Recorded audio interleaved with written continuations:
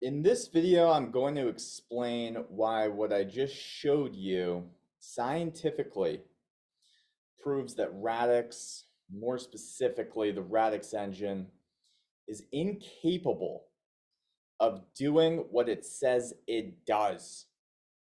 In fact, one could even say that some of the Radix documentation is blatantly lying to you. So, before we kind of go into that, why don't we just,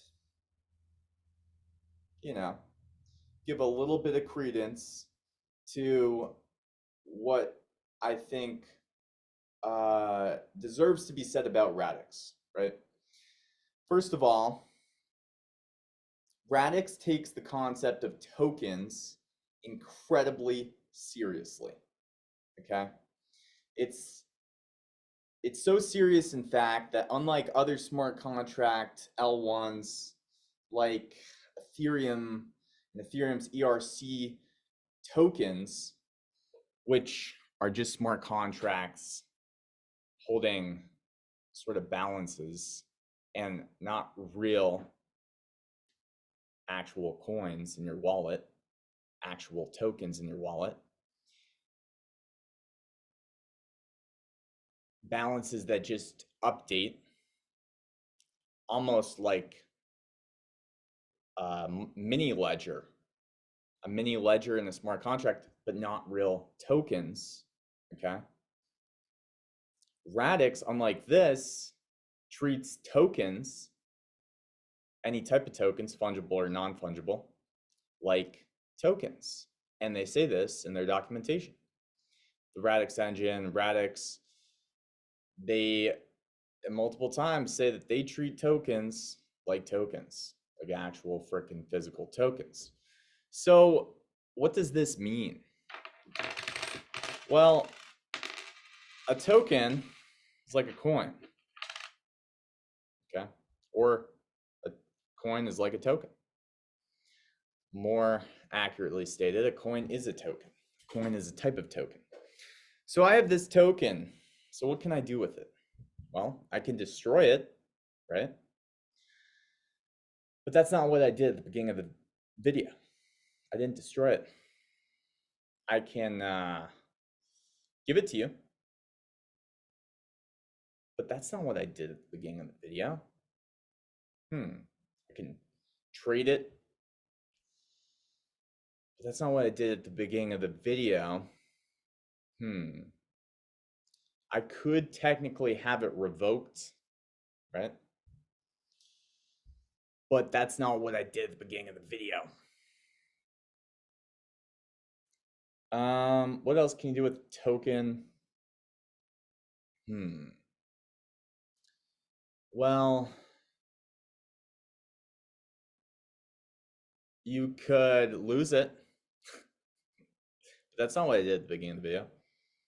You could potentially, as a token issuer, freeze it, freeze the use of it, make it no longer a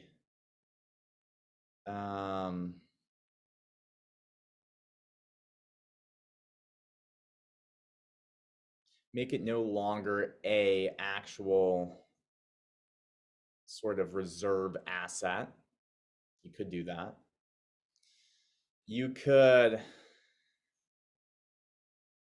what else can we do with tokens? Let's think. What else do you think we can do with tokens? Comment them right now before you continue watching. And I'm going to pull something up. All right. So let's see. So Radix says they have certain sort of things that tokens can be assigned in terms of how they will behave, okay? So now we can think about, how do tokens behave? How do they behave, guys? Well, look at this. Oh, mint, burn, withdraw, deposit, recall, freeze. So I guess a token could be created, right? Somebody could create a token. A physical token could be created. A physical token could be burnt. Physical token could be withdrawn or deposited. Physical token, could it be recalled? I don't know. It's kind of tough to imagine that, but I think that a physical asset could be recalled. You know, we've seen how certain things get recalled in the car industry, right? Certain cars recall. It's a recall on your Toyota Camry or whatever, your Tesla. I think Tesla had a recall once. Freeze. So what's freezer? So freeze is kind of like this whole soulbound thing, right? Now, could you really take a token and freeze it to yourself? I mean, you could, but it might thaw out if you go into the sun, right? But not once here do I see that you can perform magic.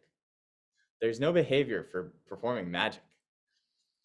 Is it because they're prejudiced against magicians like myself? Real wizards like myself, real magicians who perform real magic like myself? Could be. There's a lot of tech wizards that have worked on Radix. You have Dan Hughes, who's said to be a wizard by folks in terms of how he has solved so many challenges that in theory some believed were not solvable. So I can't really think of things that an issuer of a token, a physical token, would be able to do, or a holder of a token would be able to do that's not on this list, except perform real magic. So that is why I believe this documentation is false, because if we look, we can see a few things here. Look at this. While Radix Ledger may behind the scenes store a large number of these indivisible tokens collectively for efficiently, logically, each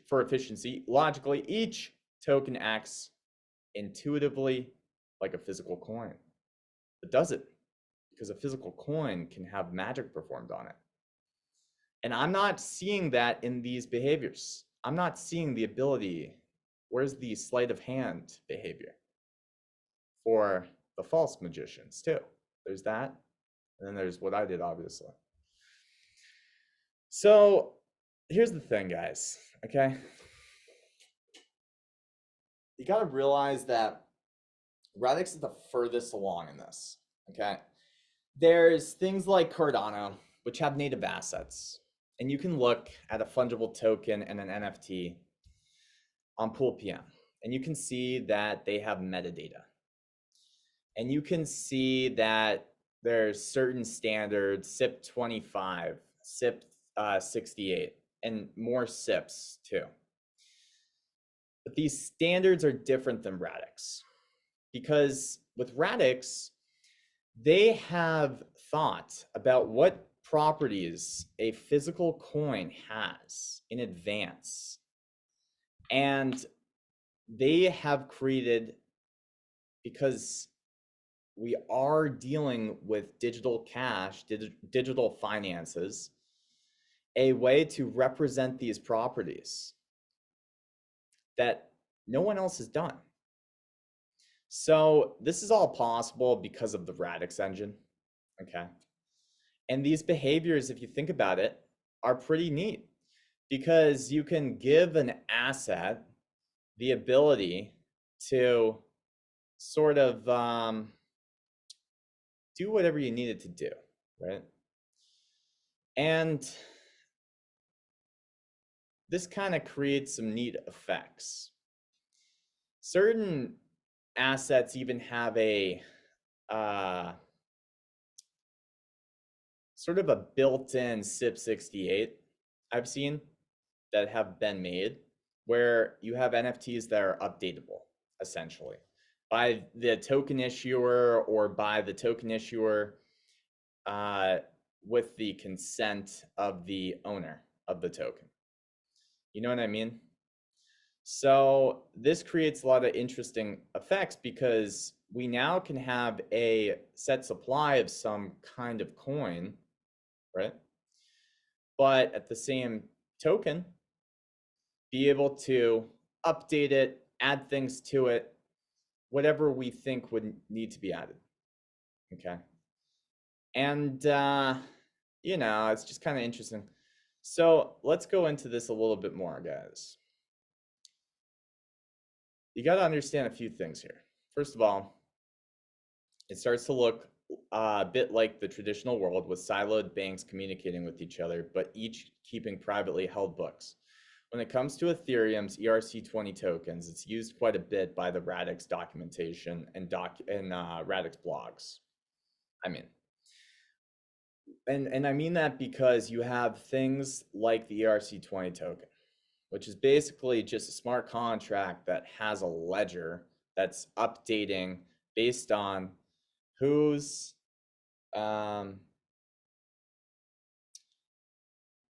kind of transacting the different you know, I guess permissions is a good way to say it. You basically in your wallet have, when you see your tokens on MetaMask, you basically in your wallet are being shown not tokens, right? If you have 100 fungible tokens of, let's say, token X, you have 100X tokens, okay? But if it's an ERC20 token, what that means is you just have this receipt almost to basically change the balance if you so wish by spending those tokens, by transferring them, by transferring that receipt or some of those tokens, right? Which updates the ledger saying that, okay, if you give all your token X tokens away to another address, then all that really happens is smart contract, right? You kind of are supposed to own a portion of that and the ledger reflects it. You own, your address owns 100 tokens. But what happens is that just changes to the address that you sent it to, right? When you do a transaction. So you don't really have real tokens. Now there's other standards in Ethereum. I don't know if they'll ever get to a point where they have real tokens. But let me ask you this. If you go to a grocery store and you print yourself a dollar bill, and it's a fake dollar bill, you give it to them, is that as good as real tokens or real dollar bills? Of course not. And that's an unfair analogy because obviously what we're doing on Ethereum with ERC20 tokens is more like just having fake money that doesn't act, or fake tokens that don't actually exist anywhere, and a ledger with balances that make us believe those tokens are real. And I'm not saying this to offend you or anybody. I'm saying this to kind of point at there's a big veil right now over the cryptocurrency industry. And if we want to reflect some of the historical, I think, concrete innovations in finance digitally, then we need to look at what actually happens. When we have a ledger, right? What actually is going on there? You ever see the Netflix series with the Medicis? Well, let's say that there's a ledger that reflects how much gold a bank has, right? It's not like the gold doesn't exist.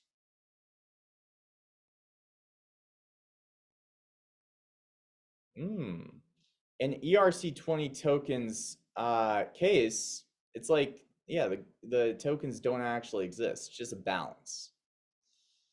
The balances are just being updated on this ledger, right? And you have permission to control a certain amount of it or own a certain amount of it. But they're not real.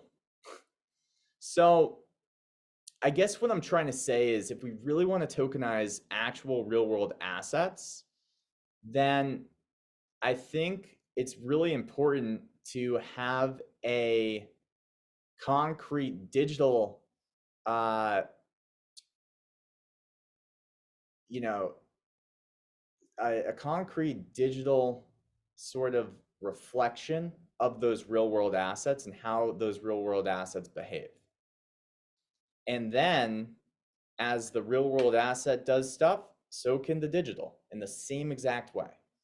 And then the ledger has a lot more integrity to it and value to it. So that's kind of where I'm coming from and how I see this industry going. And for a lot of folks, I don't think they actually think about what it means to have a real asset that's digital. Like, not just a real asset that's digital, but just a real token that's digital. You know, when you have a real token that's digital, you can do a lot of things. Let me show you. Okay. So there's a few things to really get into in this video.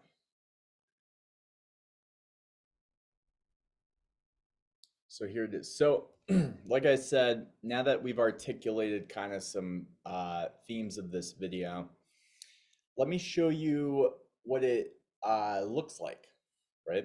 And this is going to be a portrayal from the radixdlt.com website.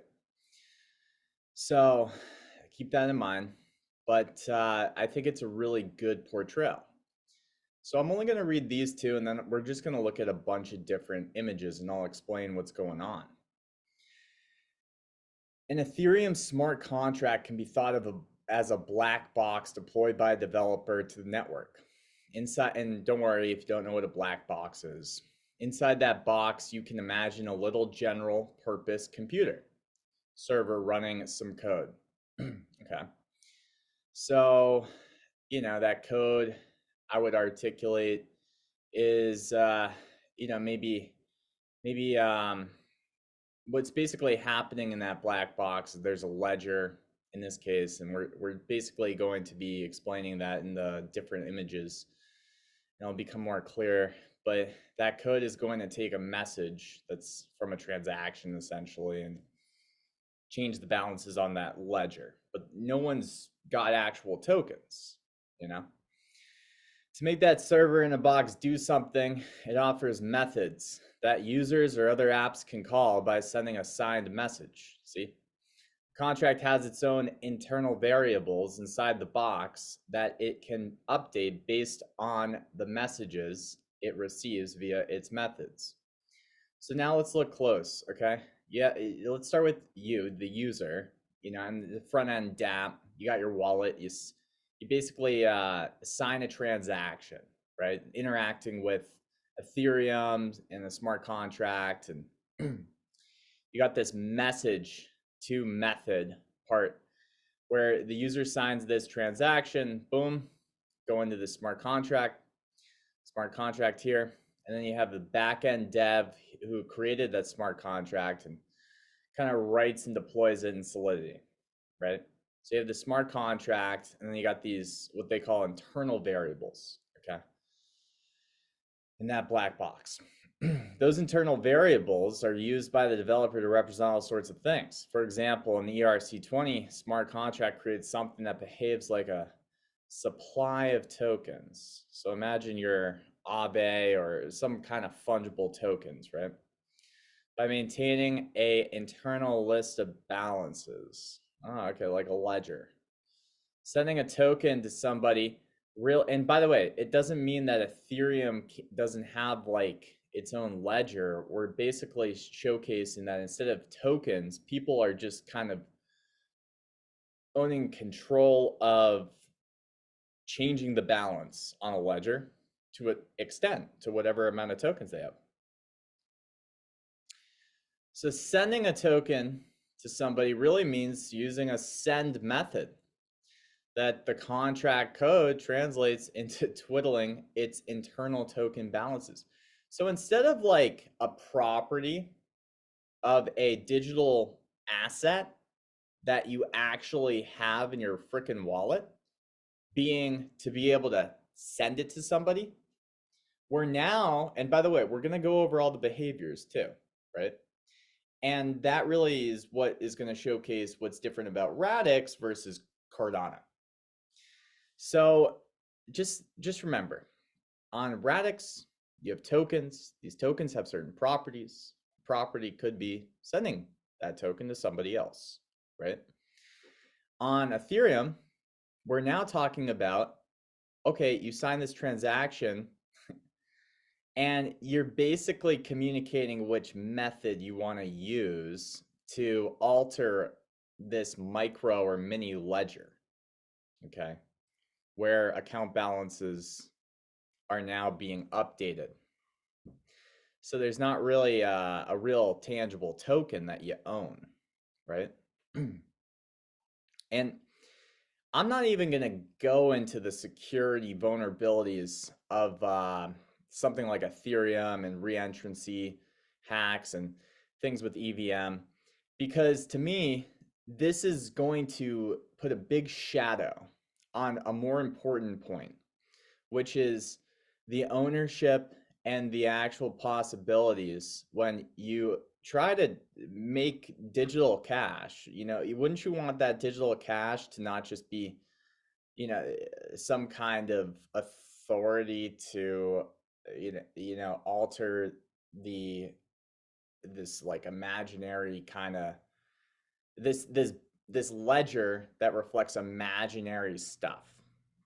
Wouldn't you rather have digital cash be like a coin that you have in a wallet that you have, but it's all digital and you can do stuff with that coin, right? Sending a token to somebody really means using a send method that the contract code translates into twiddling its internal token balance variables, reducing the sender's balance and increasing the recipients. And maybe you disagree with me. Maybe you like this, and that's fine. But I'm gonna stick to what I think would be probably just more useful, you know? So user, front-end app, and basically you go on to this, so you're the user, you go onto this front-end app, you know, you're basically just trying to, from your wallet, let's just say, send 10 tokens to a guy named Bob. Okay, you got his address, whatever. So now you're sending it, and now, you know, it's actually just a message that's now, okay, there's like now this send method that's being communicated here to this sort of ERC20 smart contract. And now you remember, because you've already altered the balance at some point by owning, let's say, 10 or more tokens, and you have that being shown in your wallet, your MetaMask, you can basically send those tokens. But what it really means is all that's happening is there's a message with a send, you know, kind of method that's being communicated to this mini kind of ledger that's separate from Ethereum, and your token balance is now being updated, where you have 10 less of these tokens on this ledger and Bob has 10 more. Okay, so it gets complicated though. It can get complicated. And this is another thing as to leading to my, you know, affirms my point. So you got freaking a user, and now you got a front end app, right? And let's do something more complex. So you've already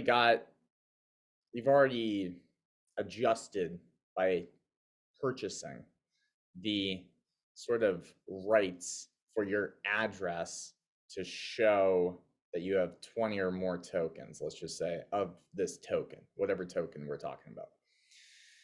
And yeah, now you want to deposit it. So you send this message, deposit method is, you know, seen here. And now you got this pool smart contract and pool parameters. So what's going to happen basically is two things. You got send 20 tokens user to pool. So from the user to pool, right? And then you have a, you know, LP token that's going to be sent back to you, okay, from the smart contract. So, you know, if you've done any DeFi on Ethereum, you know, you can probably, this is probably pretty healthy, a good way to do it, because what happens is two things now. So a bunch of stuff, it's complexities, because we'll look at how Radix works in a second and you'll see how smooth and simple it is. So now you're sending 20 tokens from the user to the pool, okay? So it's basically updating that the user's tokens on this mini ledger, you know, the balance is decreased because 20 tokens are being decreased from the user and added to the pool's address, if you will. And then you also need this thing to happen, which is why on Ethereum sometimes you got to wait till you receive stuff, right? It's like you got this kind of you got this waiting period where like things are coming back to you, right? Well, that's not why the waiting period happens. I shouldn't even say that. That's incorrect. I'm just saying it because I'm trying to showcase that there is an extra step here, and we'll look later. But basically what happens here is, you know how LP tokens, you know, if you send 20 tokens to a pool, you might get like an LP token that's like a weird represented thing, 6.34 tokens, pool tokens, right? And it goes from the pool to the user. So I'm pretty sure in this diagram here, they're just showcasing that with the 6.34, right? Because that's what happens. So, you know, this ERC20 token S, which is probably this, you know, sort of pool token, is now being updated on this mini kind of ledger for token S. And that could just be the liquidity pool tokens. That could be another token too. It could just be another token. It doesn't have to just be, because if you're depositing, if this is a swap, let's just say you know you deposit these 20 and then you get back 6.34, same difference, right? You're going to have an updated ledger, right? Now now when you think about this, before we go into Radix, right, let's just remember that this is, again, it's starting to look a bit like the traditional world with siloed banks communicating with each other, but each keeping privately held books. Now, I look at this philosophically as very dangerous because there's not really a point to, I think, just adding all of these security risks with a huge amount of money that happens on things like when we do DeFi and Ethereum, if we're just going to look the same, if it's going to be the same as the traditional world.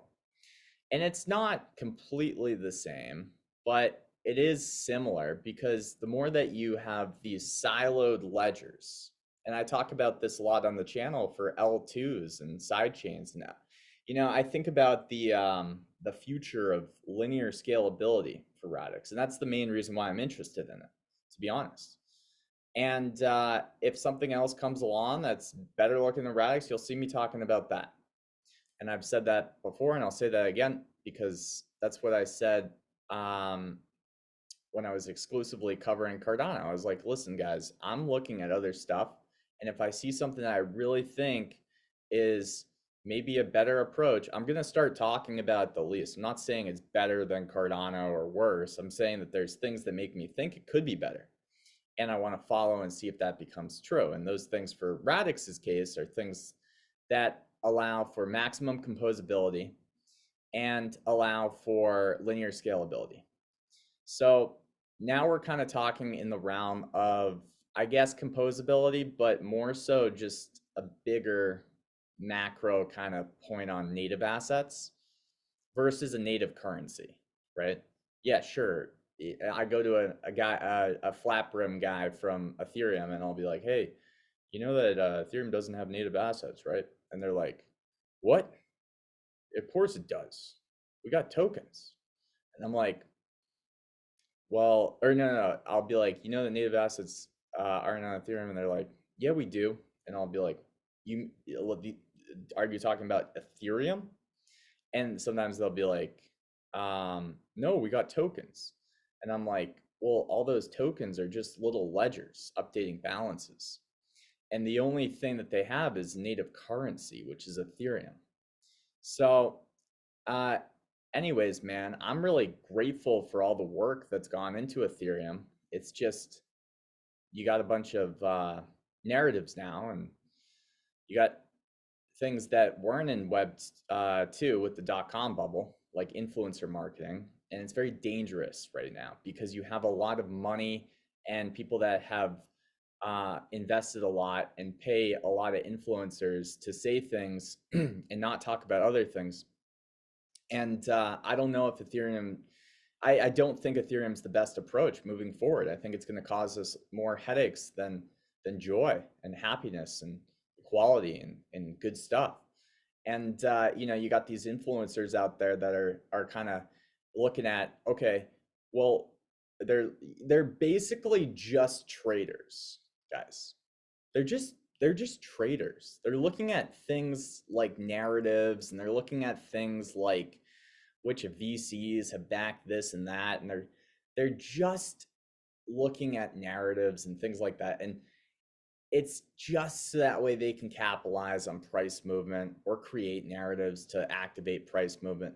And the danger of that is if they don't actually look into how this stuff works and how it could work better or how it should work, then that's the danger, right? So let's look at the Radix engine, okay? And components are what are kind of like the smart contracts of Radix, right?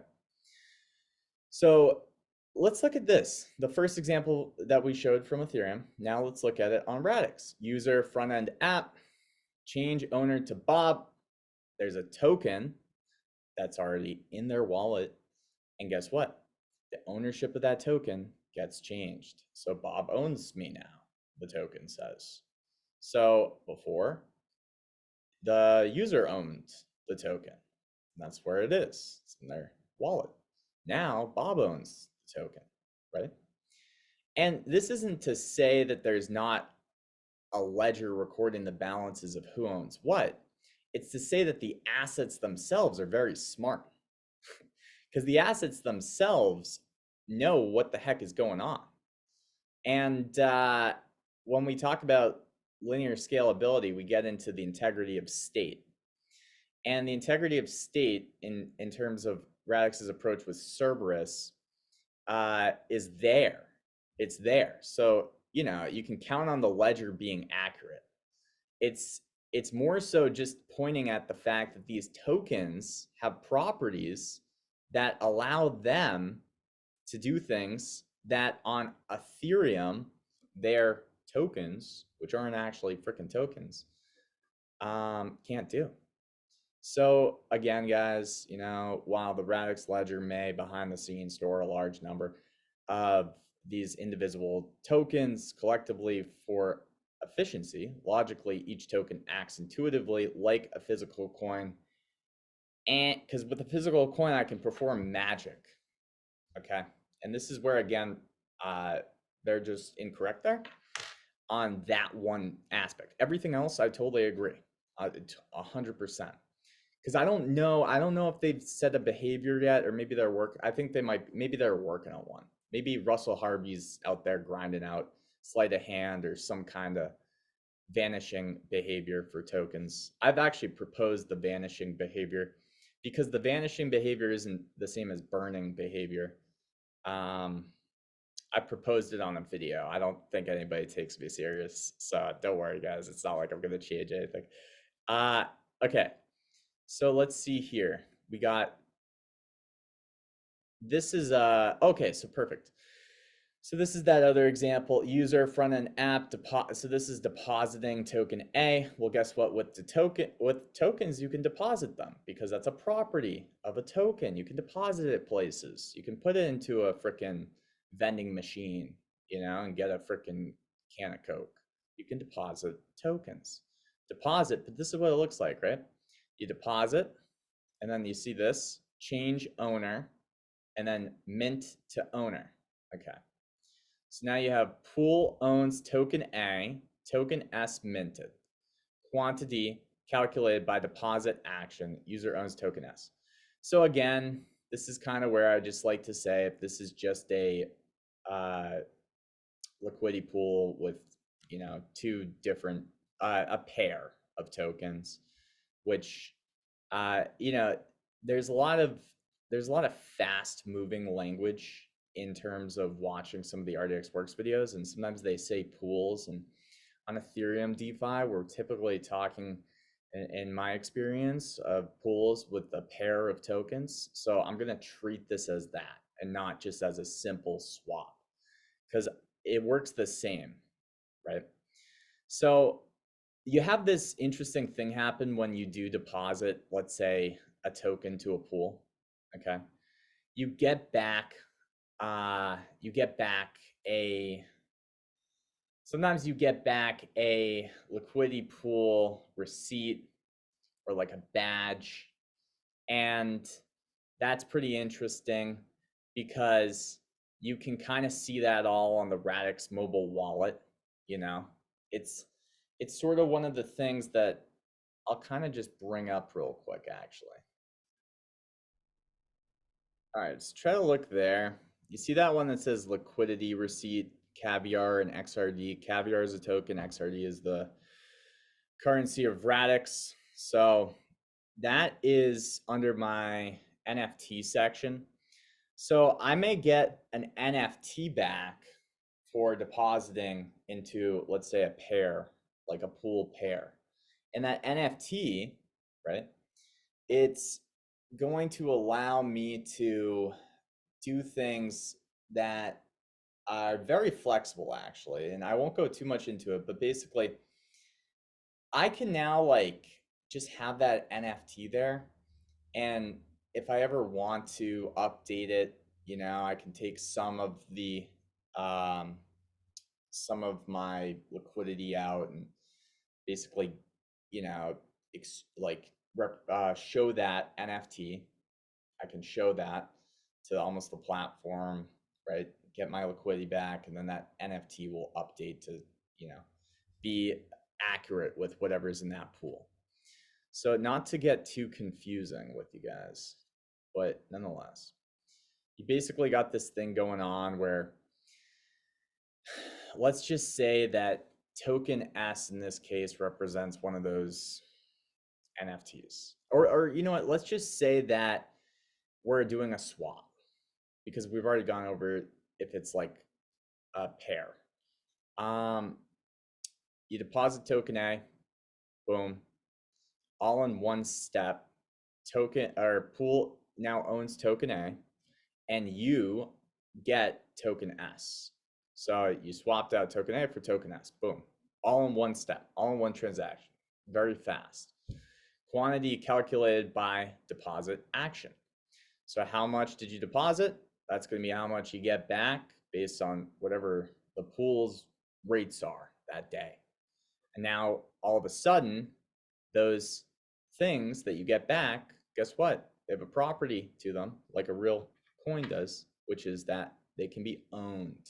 You can own it in your wallet. You can put it in your wallet. You can own it, and you can do stuff with it, right? We'll talk about that later again. So now you got another thing going on. Is that it?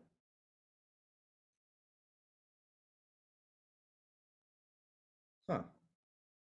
And guys, it's 5:44 in the morning here. And to be honest with you, I'm still waking up. So be patient with me. And by the way, subscribe and like this video, because I really, or share it on Twitter too, because I really hope that this sinks in for people.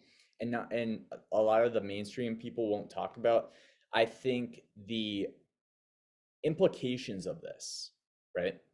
So let's go into some of these other things here. And before we do, yeah, it is 5:45 in the morning now, so I'm still waking up, and that's exactly why we have oatmeal milk, Dunkin' Donuts, iced coffee with a splash of oatmeal milk, Dunkin' Donuts coffee. Okay, so listen, guys. Okay, there's covered it. We covered it. I'm just trying to make sure that we covered everything. Well, there's this other thing that would be good to maybe mention, which is essentially that you do have a great deal of consideration for sort of consumers with this approach here. Let's see what this says. Your subscription has expired. I don't even think I got one for this because I always use they give you a free one with I think it's called Speechify. But anyways, all right. Yeah, there's a great deal of consideration for your consumers that won't look deep into stuff, right? And this is where they have things like the ability to, we talk in blockchain in I guess DLT now people are saying more because of things like Radix, but DLT, distributed ledger technology, is the proper framing for Radix. However, Radix is going to be competing with other ecosystems in blockchains.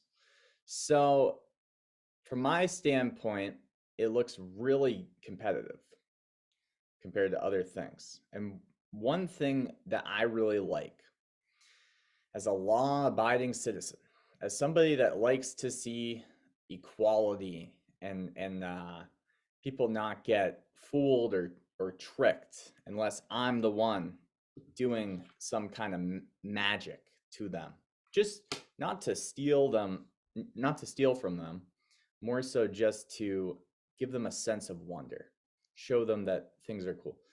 I don't know why I went off on that tangent. There's sort of a respect I have for this in general. And one of the things that they allow you to do when you sign the transaction, for example, when we were looking at this, right? If you do a swap, if you're in this pool and you do a swap, okay? There's kind of this interesting thing that you can do here where you can set what's called a guarantee. Okay, so this would allow you to take, let's say, 100 US dollars for 100, I don't know, some kind of, shoot, I boxed myself in there. Let's say one stable coin for another stable coin, just to make it super easy. Okay. Well, let's say token A is a stable coin and you deposit 100 of them, and in exchange, you want, let's say, 101 stable coins back at least. That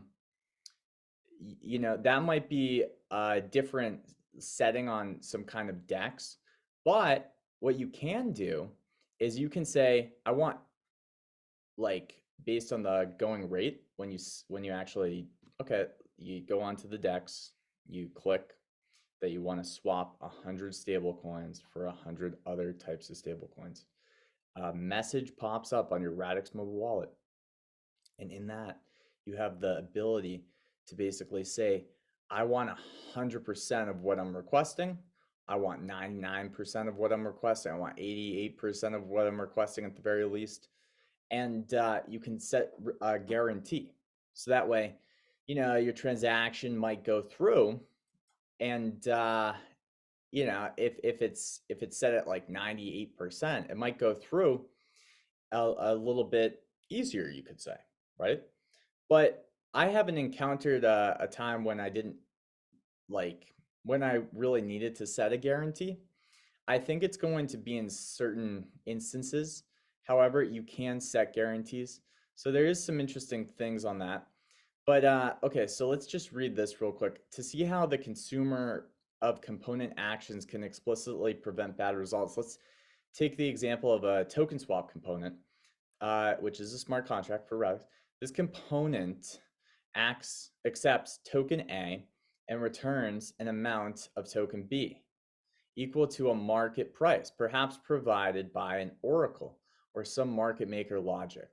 Now, with the stablecoin example, it's really difficult to see, but with something like a token that is volatile that you're swapping for, setting that 99% may just allow you to make sure that you get, 99% of what you're requesting, in case the price goes up all of a sudden or something.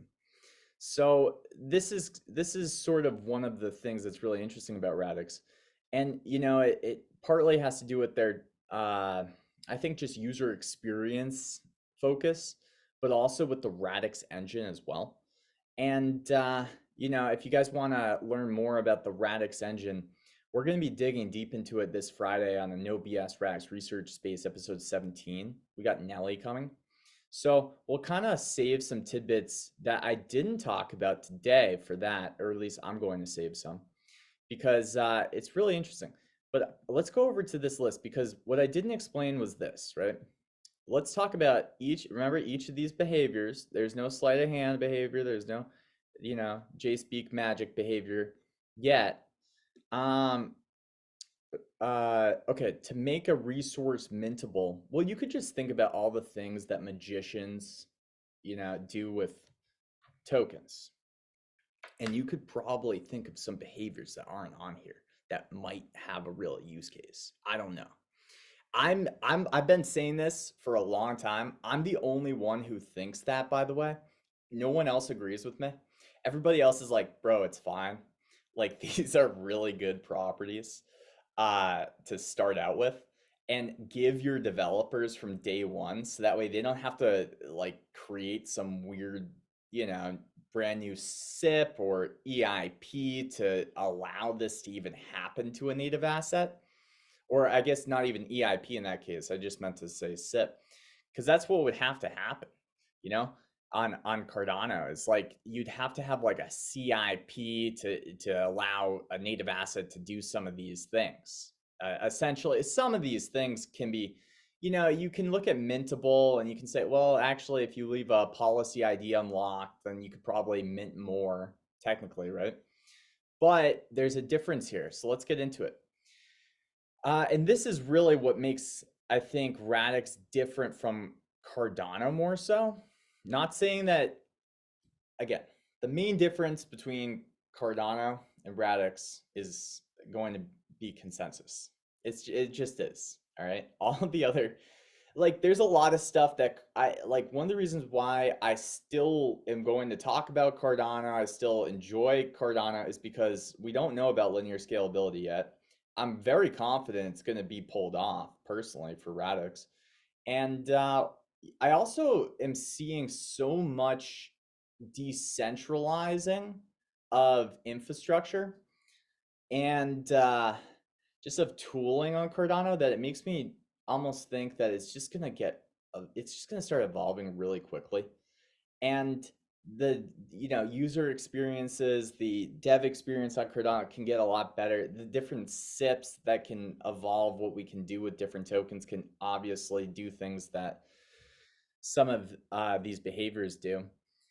And that's kind of why I stay away from comparing Cardano to Radix on anything except for consensus, because I'm like, well, actually, there's things that Radix beautifully baked into the platform that I just think at the end of the day, when we rule out linear scalability and Ouroboros, or I guess Cerberus and Ouroboros, Cardano there is a way, I've seen DSLs and EDSLs in Cardano get created, right? I've seen things get created. So it makes me feel like, okay, more things can obviously get created. I've seen new SIP stand. The only problem with that design that Cardano has, in my opinion, versus Radix, is it's like a integration issue and a standards issue, because it's really a decentralized ecosystem, man. Like, if you guys have hung around Cardano much, it's like, bro, if you are someone from nowhere, you can now create a SIP, and obviously it would need to be ratified, and then you'd need it adopted, and then you'd need it kind of integrated with all these other platforms. And that kind of slows, I think, the process sometimes of some of these new ideas that are maybe SIPs getting actually done. But it is possible to do. Whereas with Radix, they really wanted to give everybody everything up front in Babylon. And obviously, there's a few things that are not quite done yet when Babylon went live that are really cool features too that are coming, but they're coming from RDX Works, who's responsible for all the stuff that we're kind of talking about here. So there is kind of a top-down approach. Now, when it comes to like RDX Works has nothing to do with like the potential of Radix though, because if Cerberus works, then it's not like RDX Works has any like real power over the integrity of the ledger after Zion, let's just say. It's just maybe there's a mechanism they can put in place for updating new things, but into like the Radix mobile wallet. But besides that, I think they're going to be kind of responsible for a lot of the tech decisions moving forward. And I think that's a good move because they're good. They come out with really good stuff, actually. And they're open to feedback too. Like developers suggest things that they implement all the time.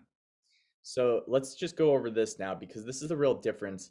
When you're creating a token, guys, think about this, right? You're creating a native asset on Radix. You can give it all these different behaviors. You can give a coin different properties from day one. You can make it mintable. To make a resource mintable means that we allow the creation of additional supply of that resource, right? We can do this by simply adding mint roles when we create our resource and map the access rule to each burn roles. So, you also like can think about this in a lot of different ways, but basically, if you want a certain resource to, just be mintable and mintable under what circumstances or like who's able to mint it, that's where that kind of access rule, like when we talk about access, like who's got access to minting it, right? Who's got the ability to mint more of this asset. So if you were thinking about a fungible token that you say, well, you know what, you could actually mint more of them. If you maybe provide collateral, you can maybe mint more of them. And as somebody's interacting with that smart contract and they mint more of them, then now, boom, they own a portion of the asset. So it's interesting when we think about the different, there's a billion different ways to do it. I'm not saying that the way that I just said is a good idea. I'm just trying to think about this out loud here. But you could also think about an NFT, somebody's, providing some kind of token to buy it and it gets minted, something like that. I don't know. It's just kind of interesting one because Radix has what are called badges, and badges do a lot of things. So I won't try to conflate that right now. But okay, let's look at burnable. Having a resource burnable indicates that an specified supply of this resource can essentially be destroyed. So if all the supply of that resource is burnt, the resource manager will still exist. Additionally, if that resource is mintable, then more of that resource can be created. So now you have this ability for an asset to be destroyed. So let's take a look, man. Can more coins be made? Yeah, the US government can make them. They're trying to eliminate cash and get us on the CBDC maybe, but hey, look, right now we still got our coins. We still do our magic tricks. And there is a little bit of a fight back for that too. There's like a big fight going on right now. So I think I see a good amount of folks that don't want that system. And that's good because we want something way more sovereign than maybe like a CBDC I could see happening regardless, and I could see it maybe making sense too, just from listening to Elon talk about it a few times. But something like a social credit score CBDC digital, dystopia. I don't know if I want that, guys. I'll be honest. But basically, man, you know, because then you have maybe the central bankers just controlling our supplies. You know, if we don't agree with them, then we gotta pay the piper. So, anyways, man, you can think about this like, okay, this gives these tokens this property because guess what? I could destroy this coin, right? This coin could be burnt by somebody, okay? But also, you could have more of them printed. So it's just kind of an interesting correlation I'm trying to make there. Restrict, withdraw, you know, resource. And by the way, the mintable one though is interesting because it's not just like the access to be able to mint something doesn't have to be in the real world example, the US government. In the digital world example, the issuer of the token. It can or the dev. It can actually, you can actually give that ability for someone else to mint that same token because that token has the behavior of being able to be mintable. By who? It depends. So there's kind of an interesting tangent there. Okay, then you got restrict, withdraw. So, I could see this being used by a government. A government might make a token, but let's just kind of keep it PG-13 for now. Restrict, withdraw. So resources restricted by being withdrawn are effectively locked in the vault that contains it. So this makes the resource soul bound, and its most common use case is to attach some form of identification or reputation to the account that owns that resource. And there's a couple of things here that are really important to mention, like, with soul bound tokens, what are we actually going to do with them? Well, it's probably going to be something that we use to, gain some kind of access to something that's token gated, or maybe some kind of updatable soul bound token. I've been thinking about that for years now with gaming assets. Like, yeah, there's a lot of potential for asset inflation in these games that want to, use some kind of ledger technology so that way their game items are now, underpinned with monetary value. But I don't know if we should allow every single one of those to be traded. I think there's certain items and things that should be soul bound, just like they are in games like World of Warcraft.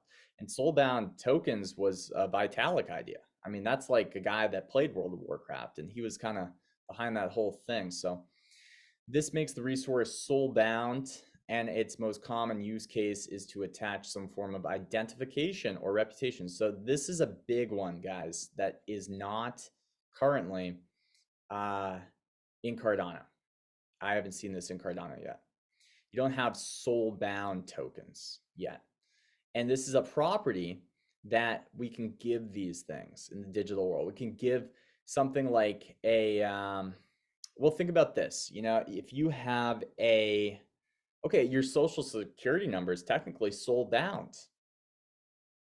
That's like an asset. That's like something that's soul bound to you in the physical world. You're not going to destroy it. You're not going to, you can't really destroy it because it's always like connected to you, at least in the US. I don't know.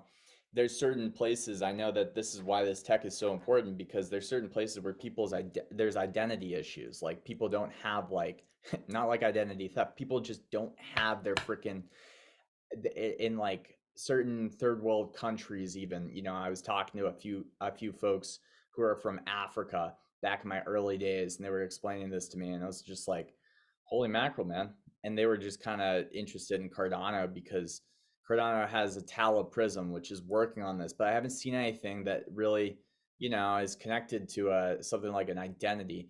But if you think about it, certain people don't get an identity because they're born in these circumstances that are just very like imagine being born in the jungle, like a Tarzan. Like, did Tarzan ever have an identity? I don't know.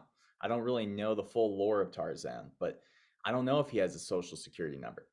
And if he doesn't, then this tech, I think, can help give sovereign identity to a lot of those folks. But more importantly, a social security number is a perfect example for this because it is soul bound. You're not going to trade it with somebody. You're not going to exchange it with, you're not going to, it's yours, but sometimes you need it. right? If you're gonna open up a bank account, right? If you're gonna, I don't know, if you're gonna get married, right? If you get married, you gotta maybe do it somewhere in that process. Um, if you're gonna do something where you need your social security number, then obviously, that's something that you're gonna have to show to the people. Well, if you have a soul-bound token that has that same effect, but again, this is where it gets interesting because Radix probably wouldn't have that due to things like personas and personas being able to be their digital identity sort of solution. But they do have soul-bound tokens essentially, or they can give any asset a soul-bound behavior. And that's interesting. Restrict deposit. Resources restricted from being deposited are commonly called transient resources. Okay, so this is interesting. This is what I thought the previous one was, I think, with my comment on the US government stuff. This forces a dangling resource to exist. If the resource can't be deposited into a vault, the resource must be burned. Else, we will encounter a dangling resource error. Transient resources are most commonly used as a means to force a specified condition to happen within a transaction. If that condition is met, we can permit the resource to be burned. Alternatively, if we specify an authorization requirement, we can allow the resource to be deposited if a specified condition is met. So this is a really interesting one, to be honest with you. So restrict deposit. So, resources restricted from being deposited are commonly called transient resources. What a professional terminology they have really gone with there. Not Radix, just the industry. This forces a dangling.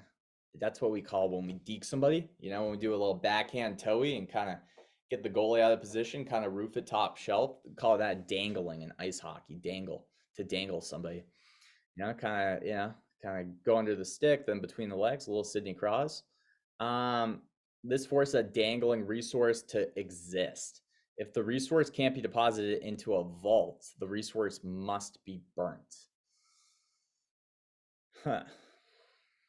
Else we will encounter a dangling resource error. I don't know why I can't think of an example of this right now.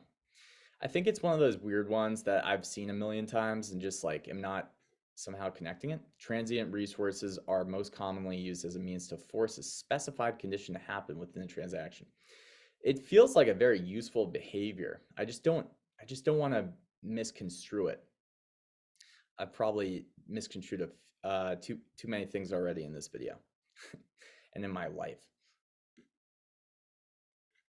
Anyways, in my lifetime career, let's just put it that way. Let's put misconstruing as like a lifetime career. It was a joke, guys. It was a joke. If the condition is met, we can permit the resource to be burned. Alternatively, if we specify an authorization requirement, we can allow this resource to be deposited if a specified condition is met. Okay. So why would you restrict depositing something? Why would you give someone a token that has a restricted deposit? Maybe it's because you can only deposit it in certain places. Maybe it's because you only need to deposit it to redeem something. And it shouldn't be deposited in other places because maybe it loses its value that way. I don't know. I'm just trying to think outside the box here. And then you have my favorite, which is recallable tokens. Okay, so having a resource to be recallable allows us to kind of send our tokens to anybody.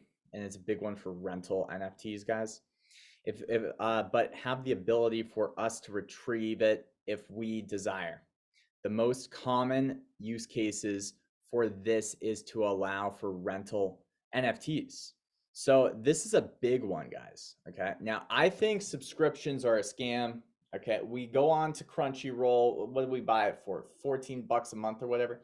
It's literally used like only once in a while. So I'm kind of thinking that the subscription model after and this is, well, I hope you think I'm crazy for this. I want to be crazy. I think it's genius, is going to be obsolete when we go back to use. So as we use something, we pay for it, and maybe there's more efficiency there, and maybe there's even more efficiency for people to, a lot of folks love that subscription model in their businesses because guess what? That's ARR, and they just rake it in, and they know the Planet Fitness knows that we're not going to Planet Fitness most months. We just have it on our credit card bill, credit card statement.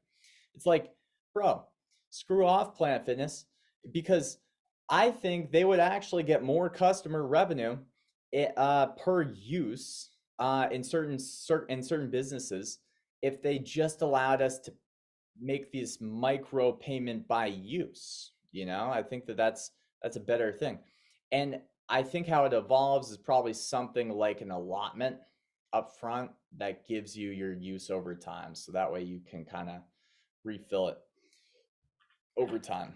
But another way that I could see it evolving is I use Crunchyroll only 3 times 1 month. Well, I only get, guess what? I pay up front 15 bucks, but now I only use about $3 of my time.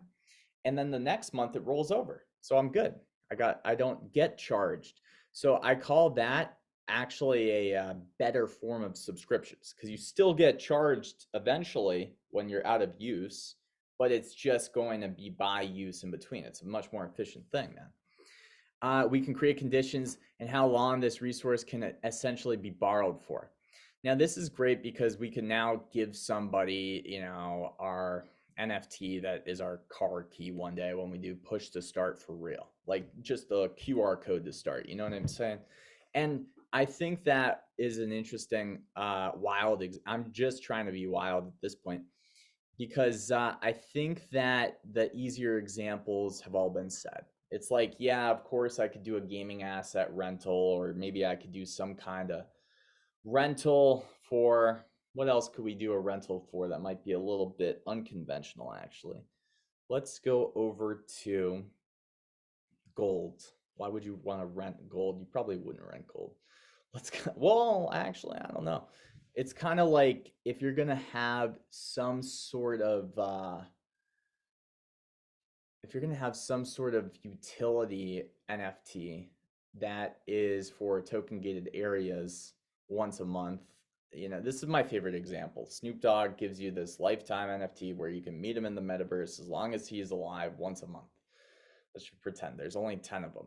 You rent that for a month for somebody. They get to visit him that one moment, and now it comes back to you. It automatically comes back to you. That allows for rental markets to perpetuate in this digital universe, or I like to call it the digital dimension. And guys, these are already there. Now you can combine and mix them. You can add more than one of these. You can put them together. You can shake and bake it. And that's a beautiful framework for developers. So then we got a couple more things to go over, guys. So first of all, Nelly's our special guest for the next No BS Radix Research episode, and we're very grateful for that. Pedro put it together. Pedro also, a couple people DM'd me, guys, and they want to like just talk to me. I'm gonna do an extra 20 minutes to a half an hour on Friday for any Q&A for me specifically, because I gotta do stuff throughout the week and stuff, and I don't want to do any of these Discord calls right now. I got to protect my energy a bit. And I'm not doing that because I'm egotistical. I just really want to protect my energy from all this stuff. And by the way, Pedro comments on your, like, if you see this guy, he'll comment like 20 times, dude. I've seen, it's hard to even respond to you, Pedro, if you're listening, because you comment so many times, and I love it. Like, I appreciate it. It's probably the right thing for content creators to want and desire, but I can only go on Twitter for so long before my eyes hurt, and that's the only reason why. So that's why we have a space, guys. We have a space for any questions for me, and I'll put together like an extra 20 minutes on Friday in case anybody has any questions for me. They want to chat about something. And it's a 2-hour space, guys. It's 2 hour space. So we're going to talk about the Radix engine components, a bunch of cool stuff here with Nelly. Nelly's great, by the way. Give her a follow. Just an awesome, I just think an awesome resource, an awesome person, just an awesome you know, whatever we call this, I was gonna say colleague, but it's not even like that. It's like she's supported the no BS Radix research by giving us stats week to week.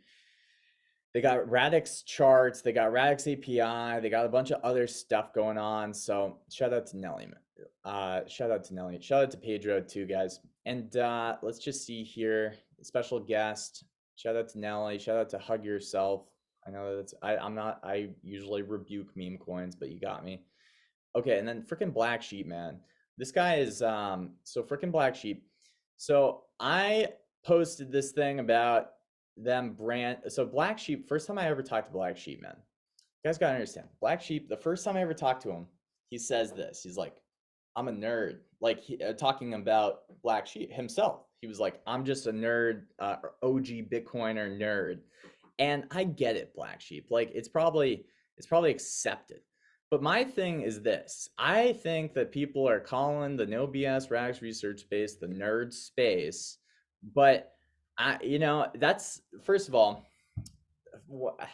people that know me from like my childhood would know that I would take that as a compliment because I was never seen as a nerd. Like that's that you know, now I'm being viewed as like a very smart person if you're calling me a nerd. Thank you very much. However, the reality is, folks, okay, you gotta understand, I look at it this way. I think that the bar is so gosh darn low for people that what I call due diligence is what they call being a geek or a nerd. What I call making sure you understand what you're using and how it freaking works and what your assumptions are. Like Ergo always said, understand your assumptions. Understand your assumptions. How do you understand your assumptions without understanding how the systems that you're using work? And as a content creator, I have a different degree of pressure on me, focus, whatever, reputation, right? It's like, guys, there's so many content creators that are absolutely, you know, whatever's. They're just kind of dead now in society. And I don't mean literally dead. I just mean their reputations have been destroyed. There's so many that will still be destroyed. And the reason is, folks, is because the bar is so low. Okay, the bar is so freaking low that we call people that do due diligence freaking geeks and nerds. Like it's some weird thing that they're doing. Like it's some kind of black magic that they're doing. Like why are they looking into the Radix engine? Why are they looking into Cerberus? It's like they're like, users don't care about that stuff. Users will just sign the transaction. I'm like, well, if I'm a content creator, I'm exposing people to this platform. That means I need to know how it works. That means I need to be at least honest to them. And that's how the platforms kind of get content creators at times. They get them, or excuse me, they get users at times from the content creators making content about the cool stuff happening in the world of blockchain or DLT. So for me, I'm looking at it like that, guys. Okay. If that makes me a nerd, I don't know what to tell you. I think the bar is just it got so low that they call people who do their own due diligence nerds now. Can you believe that? Can you freaking believe that? So, anyways, freaking Black Sheep, get your freaking, I don't even know what you're talking about here. Nerds of Republic. What is this, dude? Get out of here, dude. Get the frick out of here, bro. And then we have, shout out to Black Sheep, by the way. And then we have this Radix engine. So there's a few points here that are pretty interesting that we'll talk about. FSMs, you know, just explain what that is on the next no BS Radix research space. And I'm trying to talk fast because it's going long, this video. Radix engine itself guarantees this physicality of behavior, which we kind of talked about today. So that's it, man. You know, other than that, just know that I'm still going to make content on Cardano. Like, it's all good, guys. Don't worry. You know, you don't have to, if people are watching from Cardano, you know, I'm sure it's just harder now. It feels like a little bit, maybe I'm making this up, and I hope I'm wrong. I hope I'm wrong. Okay. But it does, I am feeling a bit more like an outcast, guys. And I was already borderline outcast because I say stuff that others don't want to admit. And that's my opinion. I think that I tend to say stuff that others don't want to admit.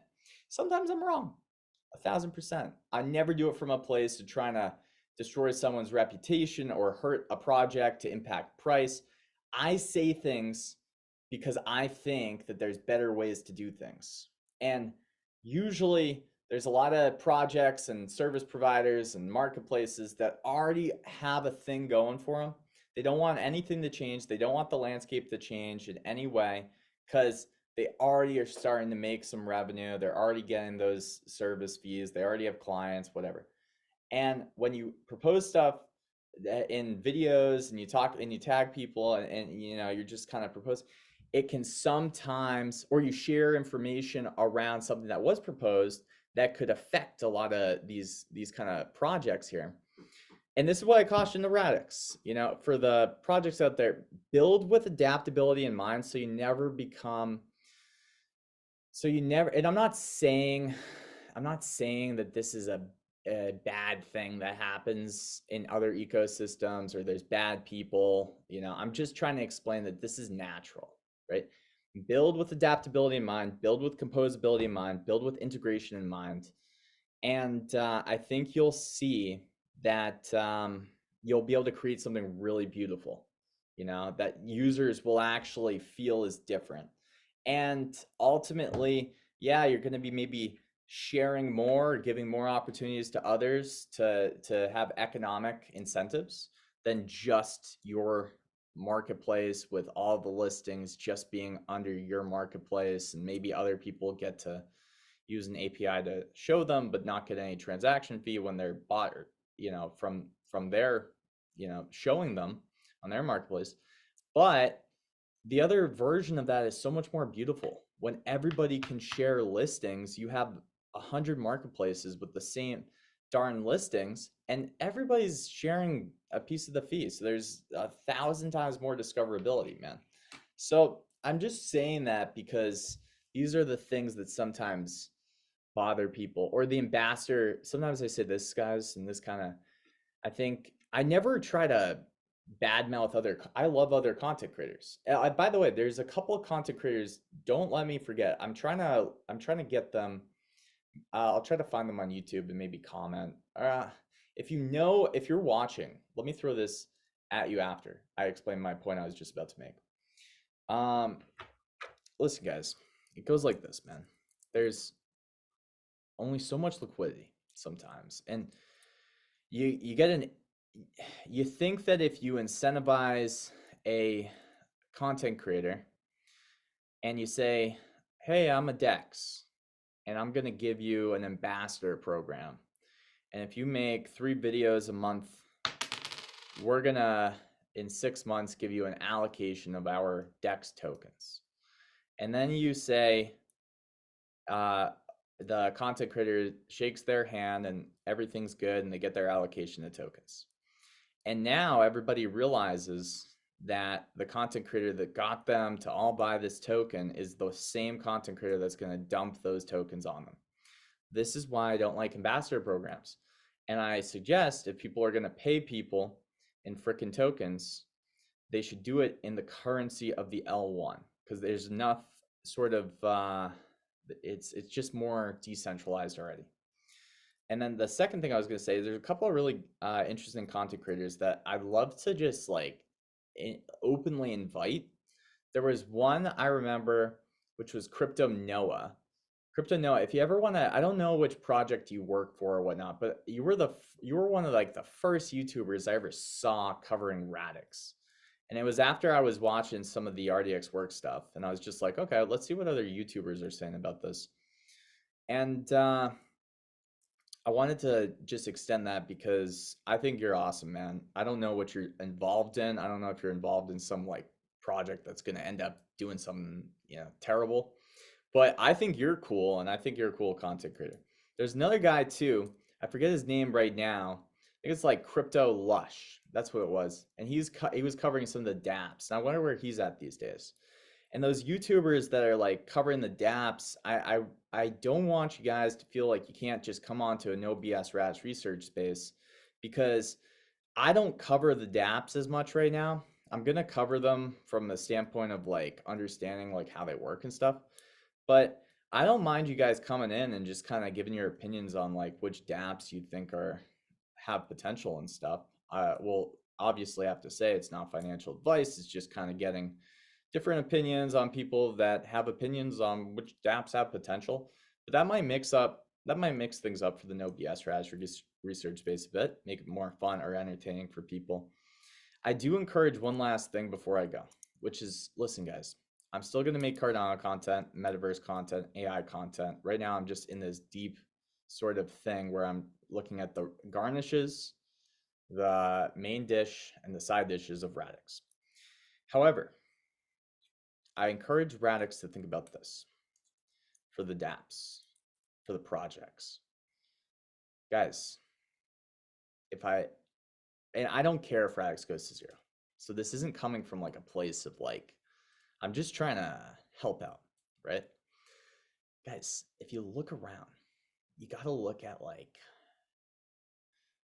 at things that drew these folks to these platforms. And if you look around, you can follow some of these, let's call them VCs, you know. Let's look at a guy like Mark Cuban, right? Now, if you look at Mark Cuban's investments, you're probably not gonna like what you see in terms of blockchain yet. But I have a good feeling that over time, he'll probably make any of his wrongs right. And what he's been doing is actually very interesting if you've been following how he's been investing into crypto and blockchain. He's been looking for more so products than the infrastructure itself.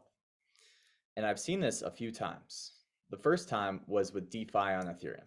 The second time was with Klima DAO on Polygon, which was a carbon credit.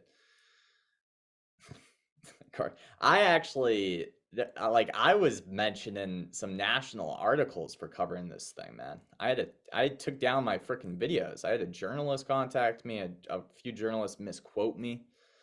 It was a big thing, man. But anyways, after I was covering Toucan and Klima, I remember Mark Cuban was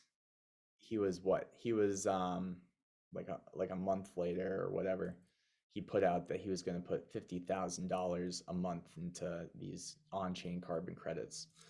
And if you looked at the way that the DAO was doing things, it was just a very elementary way of doing things, in my opinion.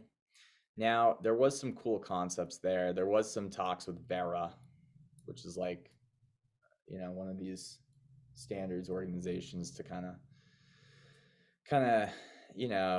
make carbon credit, get a carbon credit all verified and stuff.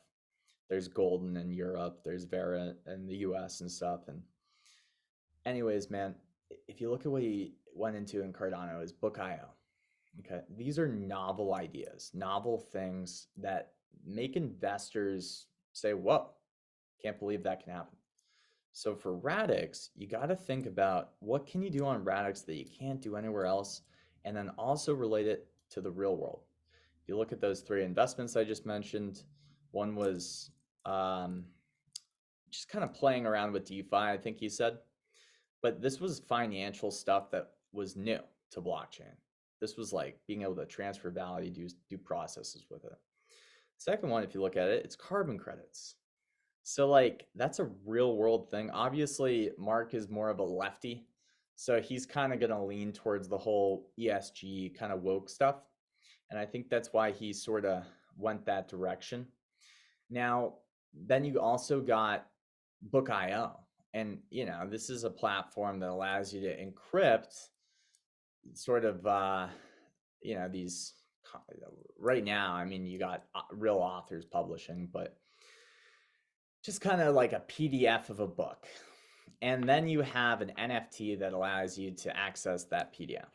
So this can kind of create a nice little reason to buy an NFT if you want a PDF, and eventually it can evolve into audiobooks and all these things, but now you have NFTs. And if you own that NFT, you can also do what? You can sell it. So now we have the ability to sell books that we buy from an author. So, you just got things that he's invested in that are both novel and connected to the real world. And that's what I want people that are developing these dapps and Radix to think about, because there's a lot of stuff that seems like they're just duplicating what's been done. And even those projects, I want you guys to think more like, okay, how can you do stuff that hasn't been done yet that can really touch the real world?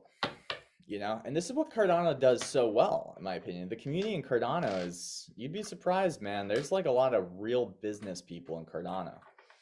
There's a lot of people that kind of come into Cardano from different sectors, you know, and I think if that, if the online Twitter community realizes these things, instead of just posting rocket ships and saying, oh, well, people only care about price, let's just go to another ecosystem or buy another coin. If they realize these things, then yeah, I think they're right. I think Radix has a lot of potential, guys. But you gotta show them some stuff, man. And that can't come from RDX Works. So I'm just being real with y'all, but that's all I'm gonna say. And honestly, I don't care what you do. I don't care if Radix goes to 0. I don't care if you're a magic gangster, alchemist, magician guy. I don't care what you do, man. Just go and have a great week. And this was episode 30 of Top Secret. So just remember one thing, folks. Just like a magician never reveals his trick, make sure that you keep all of this stuff unrevealed and top secret. Peace. Shh.